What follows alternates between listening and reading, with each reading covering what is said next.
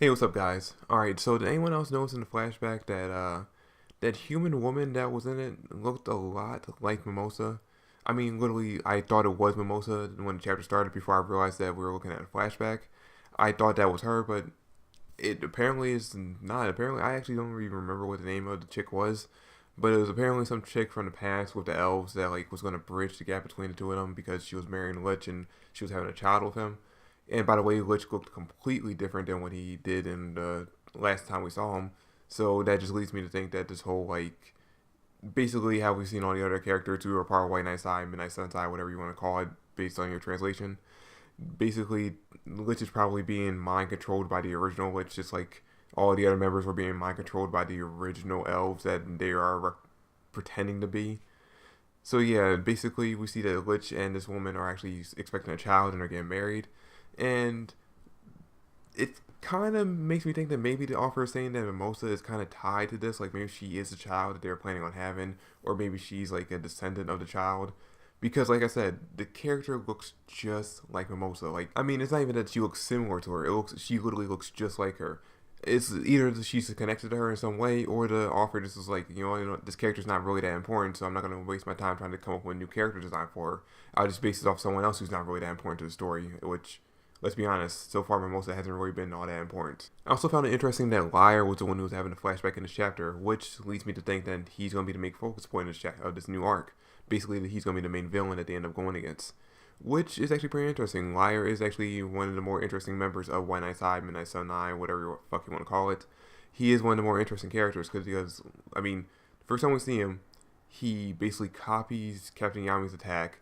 The next time we see him, he's infiltrated the Magic Knight Order by pretending to be Captain Lil, and we got no resolution on that. We don't know if he's still pretending to be a member of the Magic Knights Order. We don't know if he was Finn Raw's brother's like contact with him. If Finn Raw's brother actually is like a traitor working with them, we have no idea what's going on. So it's actually real interesting to see that he's actually gonna be the one who's gonna be focused on in this new arc. Not to mention the fact that I'm always interested in seeing exactly how people like what the actual true history of the people who are being controlled by these elves really is. And not only that, Liar, based off the flashback, seems like a character I'd actually really get into. Like, he seems like a kind of a mix between Shikamaru and the character Zora from the series. Which, by the way, if you haven't read last week's chapter, they kind of reiterated in this chapter after the flashback's over that yes, Zora is a member of the Black Knights. Like, he's a member of the Magic Knights, he's a member of the Black Bull Order, which Asta calls him out on right away. He's like, "What the fuck is this? You're my senpai. What the fuck is that? No, fuck that." And then he quickly goes back into his blah form that he had pretty much all last chapter. Now, what's funny about that is, and this is a little comedy thrown in there, Captain Lil was in the exact same state as Asta just because he lost to Yuno.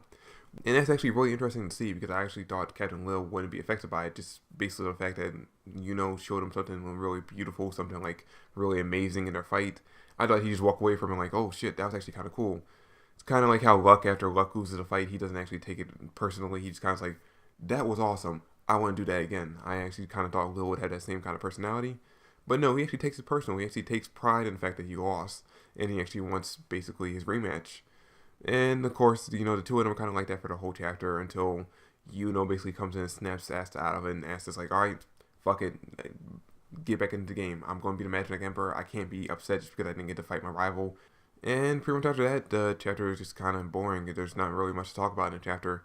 They get some new magic robes. They make a joke about Asta's robe being shorter than everyone else's because they ran out of materials, and they just basically like, well, I mean, he'd be fine with this. He doesn't really need it. Which makes sense because if you look at the robes they're wearing, it's kind of like constricting their movement, and Asta, since he doesn't actually use magic, he uses swords. He actually does need more mobility out of the rest of them. And they also mentioned that Noel's oldest brother is actually joining the Royal Knights, even though he didn't participate in the tournament, which everyone kind of gets upset about, but yada yada, no one cares. And then they also talk about where the actual like location of their secret base is, the White Knight's Eye, which they plan on basically attacking, I guess, in the next chapter. But yeah, that's pretty much it. This chapter, all in all, I mean, it was interesting. It was more interesting than last week's chapter, but at the same time, you really could just put these two chapters together and just call it a day. They didn't really need to be separated into two separate chapters. Nothing much happened in them. I kind of would have liked if we actually had both of them put together in one chapter, and then this week's chapter would have been like the actual start of the arc, like them actually storming the base or like heading to it or training up to go up and fight them, something like that. But yeah, it was an okay chapter. It was yeah, whatever.